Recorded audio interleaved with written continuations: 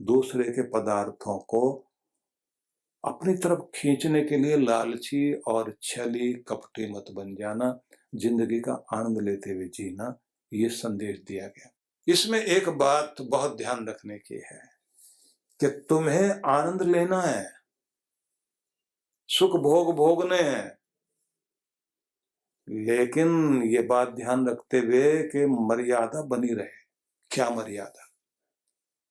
तो इसको कहते हैं ना कि मक्खी बैठी शहद पर पंख लिए लपटाए,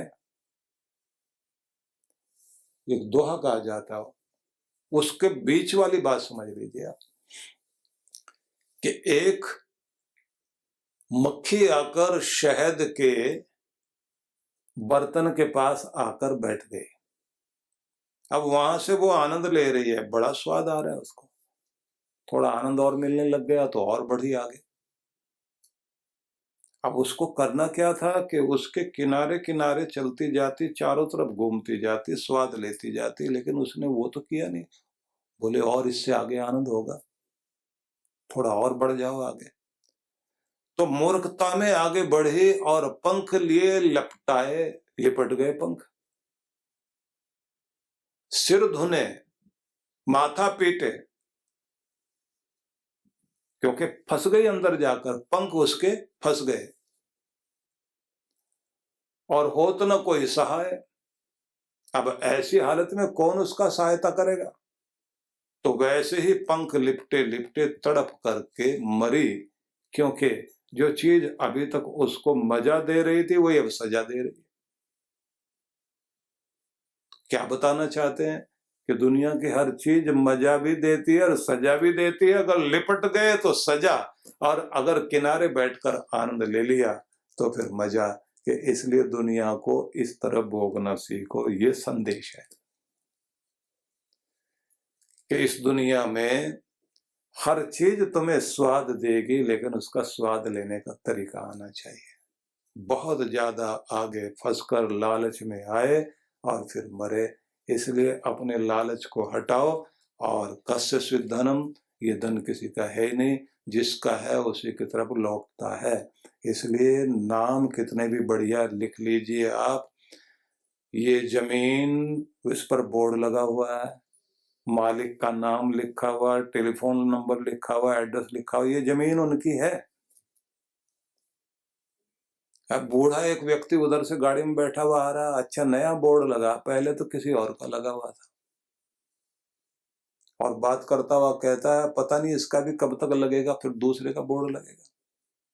मकानों के ऊपर भी नेम प्लेट लगी हुई है, यहाँ ये वाला मालिक रहता, पहले कोई और रहता था।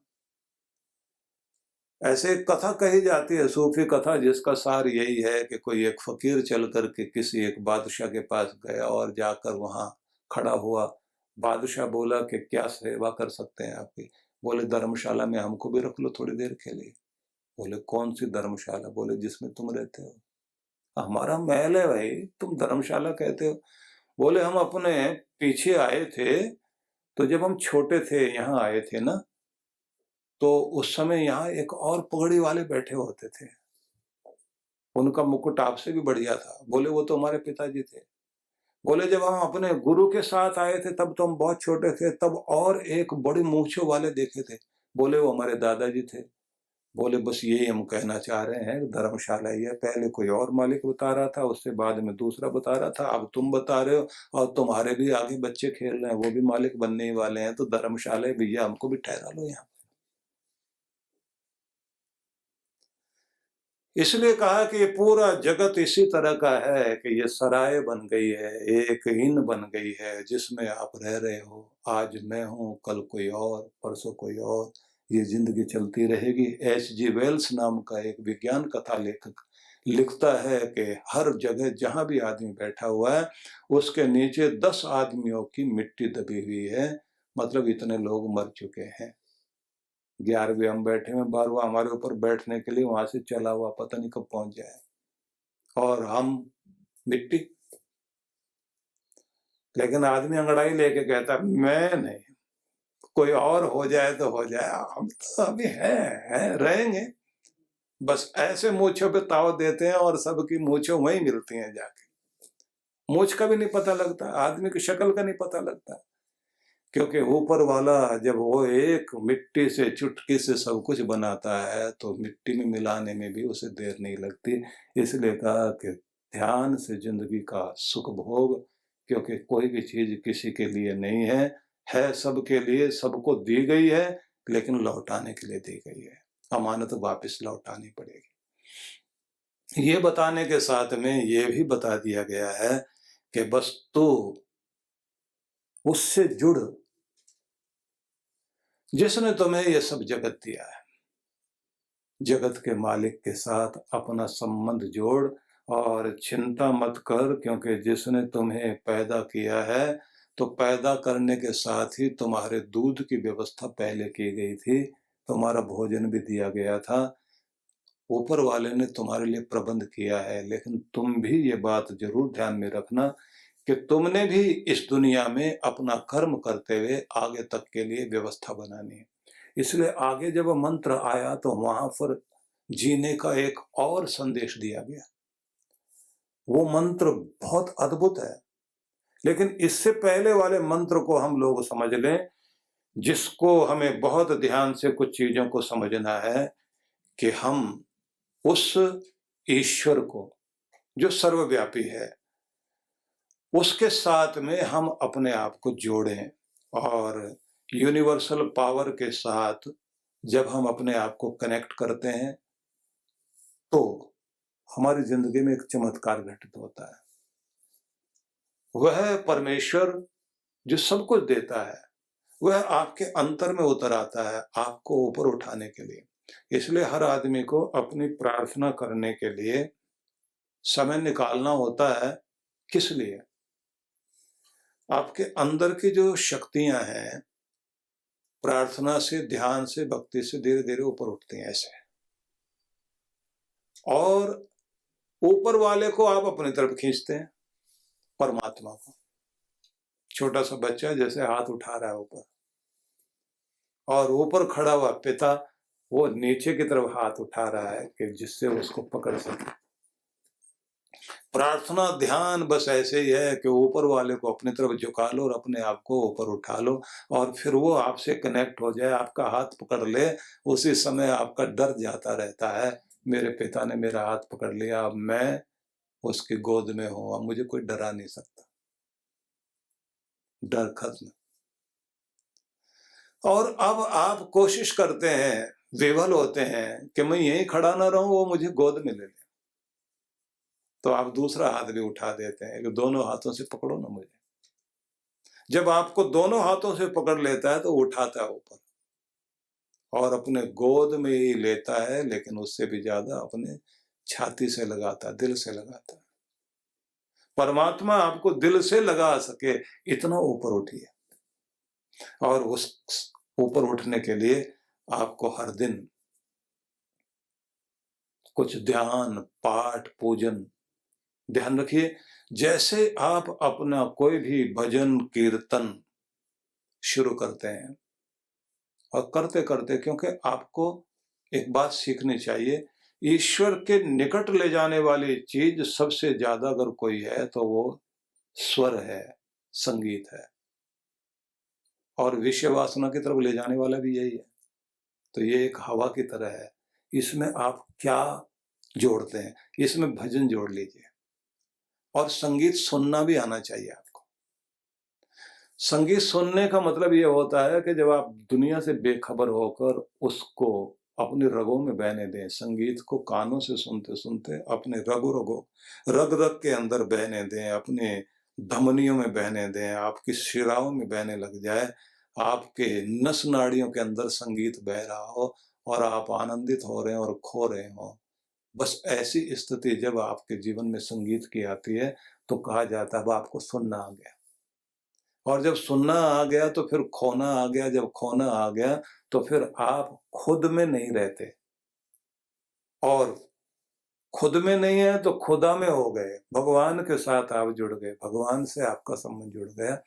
इसलिए शब्द जो है, खुदा शब्द जो है ना, हमारे यहाँ एक शब्द कहा जाता है, खुदा का मतलब हो गया जो खुद से है, और हमारे यहाँ का जो शब्द है जिस पर हिंदू समाज गर्व करता है, भगवान के लिए एक शब्द आता है स्वयंभू, जिसका मतलब होता है जो स्वयं से है।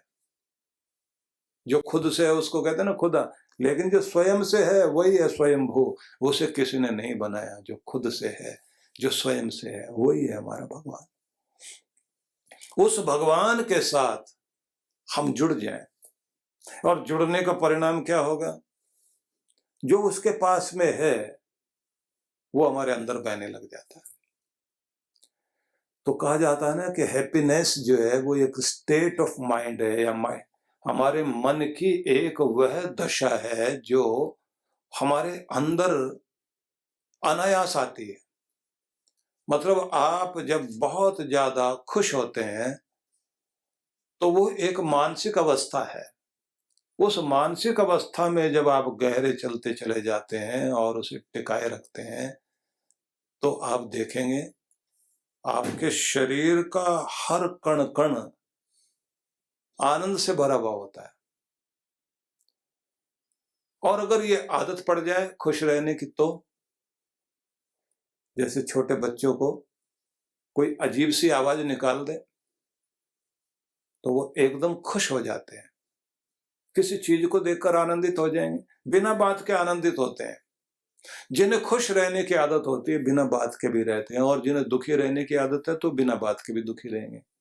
जिस समय आप अपने आप को कनेक्ट करेंगे भगवान से, तो उसका आनंद आपके अंदर उतरने लग जाएगा। जो आपका स्रोत हंसने का, सूख गया था, खुश रहने का, प्रसन्न रहने का, आनंदित रहने का, वो फिर से तालाब जो सूख गया था वो पानी से भर जाएगा, खुशी से भर जाएगा, हैप्पीनेस से भर जाएगा।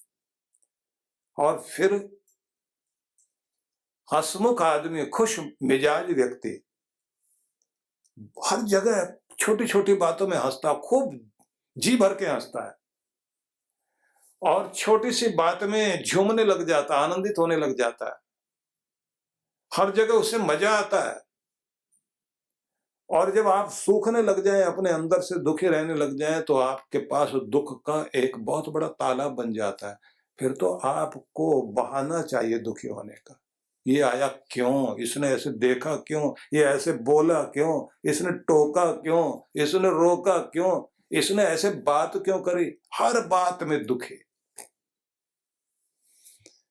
तो जितने आप दुखी हैं, इसका मतलब आप कटते जा रहे हैं उस परमात्मा से, उसके आनंद से। और जितना जितना आप खुश होते जा रहे हैं, तो इसका मतलब आप उससे जुड़े हुए हैं।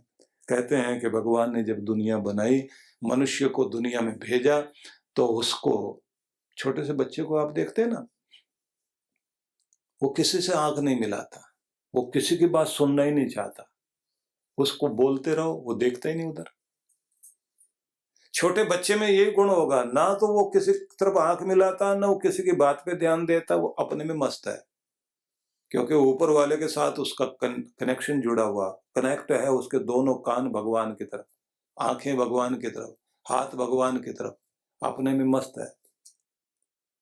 अब छठी वाला दिन आ गया, तो उस दिन छठी मनाई जाती है, तो एक पूजन वूजन करते हैं, तो कहते हैं ब्रह्मा जी आए, लेख लिख गए, माथे पर कुछ लिख गए, और कहा, यहूदियों में तो एक अलग कहावत है कि वो भगवान जो है, यहोवा आता है और ये होठ के पास यहां से दबा देता है, ऊपर वाला भाग यहां से दबाया उसने, और यहाँ निशान पड़ गया, और दबा के कह दिया कि सिर्फ मेरी तरफ मत देखना, थोड़ा थोड़ा इधर भी देख, दुनिया की तरफ भी देख। तो आदमी फिर क्या करता है, माँ बाप की तरफ ध्यान देना शुरू करता है। लेकिन कमाल की बात है, एक आंख उसकी दुनिया वालों की तरफ है, एक आंख उसकी भगवान की तरफ है। कब बच्चा आंखें बंद करके सो जाए, कब माँ की तरफ देखे, तो आधा आधा देखता है वो, इसलिए आनंदित रहता है। जब तक वो होश संभालता है और दुनिया में आनंद ले रहा है, तो एक नजर उसकी जो है दुनिया की तरफ है, और एक नजर भगवान की तरफ, एक कान दुनिया की तरफ है, और एक तरफ कान जो भगवान की तरफ है, एक हाथ भगवान की तरफ है, और एक हाथ उसका जो है संसार की तरफ है। तो आधा आधा बटा हुआ है, तो भी उसके जीवन में खुशी है। और जैसे वो पूरा छोड़ के भगवान को दुनिया में रम जाता, दोनों कान भगवान से हटा दिए, दोनों आंखें दुनिया में लगा ली, सारी चीजें भगवान से हटा करके दुनिया में लगा ली, कहते हैं बस उसी समय से दुखी होना शुरू हो जाता है। इसलिए महान पुरुष कहते हैं आंख बंद कर और उधर जिसमें से ध्यान हटता था तेरा, अब उधर ही लगाना शुरू कर तो ही तेरा कल्याण होगा। सद्गुरु श्री सुधांशु जी महाराज द्वारा मानव सेवा को समर्पित संस्था विश्व जागृति मिशन वर्ष 1991 से धर्म, समाज एवं मानवता की सेवा में संलग्न है। यह संस्था 90 मंडलों, सेवा केंद्रों के माध्यम से न केवल भारत अपितु देश के बाहर अनेक देशों में सेवा के कार्य कर रही है। संस्था की स्थापना से लेकर अब तक विगत 30 वर्षों में जहां लोगों को सन्मार्ग पर प्रेरित करने के उद्देश्य से गुरुवर ने 7000 से अधिक प्रवचन दिए हैं, वहीं देश के राज्य की राजधानियों व प्रमुख नगरों में लगभग 40 आश्रम, 25 मंदिर, सत्संग भवन व ध्यान साधना केंद्रों का निर्माण हुआ है। दिल्ली में करुणा सिंधु धर्मार्थ अस्पताल एवं फरीदाबाद के आरोग्य धाम अस्पताल में लाखों जरूरतमंद रोगियों का उपचार व ऑपरेशन किया गया है। अनाथ गरीब बच्चों के लिए सूरत में अनाथाश्रम, दिल्ली एवं कानपुर में गुरुकुल, फरीदाबाद में ज्ञानदीप विद्यालय, मुरादाबाद में सृजन प्राइमरी स्कूल, झारखंड के रुक्का खूंटी गांव में आदिवासी बच्चों के लिए 2 पब्लिक स्कूल समेत दिल्ली में उपदेशक महाविद्यालय भी बनाया गया है। इन शैक्षणिक संस्थाओं में लगभग 2500 बच्चों को शिक्षित व संस्कारित किया जाता है। दिल्ली के आनंदधाम आश्रम में जहां वृद्धाश्रम एवं वानप्रस्थ संचालित हैं, वहीं आश्रम की कामधेनु गौशाला में 125 गौओं की सेवा की जाती है। कामधेनु गौशाला की तरह ही देश के प्रमुख नगरों में 7 अन्य गौशालाएं भी संचालित हैं। साथ ही पूजा पाठ, यज्ञ अनुष्ठान से लोगों में धार्मिक भावना जागृत की जाती है। ओम अग्नये सप्तजिह्वाय स्वाहा, ओम अग्नये हव्यवाहनाय स्वाहा, ओम अग्नये शोधनजाताय स्वाहा। गरीब जरूरतमंद महिलाओं को सक्षम बनाने के लिए जहां कई तरह के प्रशिक्षण दिए जाते हैं, वहीं गरीब कन्याओं के विवाह में सहयोग भी किया जाता है। प्राकृतिक आपदा जैसे कि बाढ़, भूकंप, तूफान आदि में जहां मिशन द्वारा प्रधानमंत्री राहत कोष में सहयोग किया जाता है, वहीं जैसे वर्तमान में चल रही महामारी कोरोना संकट काल में जरूरतमंदों को भोजन, राशन किट व सांसों के संकट से जूझ रहे जरूरतमंद मरीजों को देश विदेश से मंगाकर ऑक्सीजन कंसंट्रेटर बांटे गए। मानव सेवा को ईश्वर भक्ति मानते हुए सेवा परमो धर्म के भाव से विश्व जागृति मिशन के सेवा कार्य निरंतर जारी हैं। आइए मिशन के सेवा पथ पर बढ़ते कदमों में कदम से कदम मिलाकर चलें और मानवता की सेवा में दान सहयोग कर पुण्य के भागीदार बनें।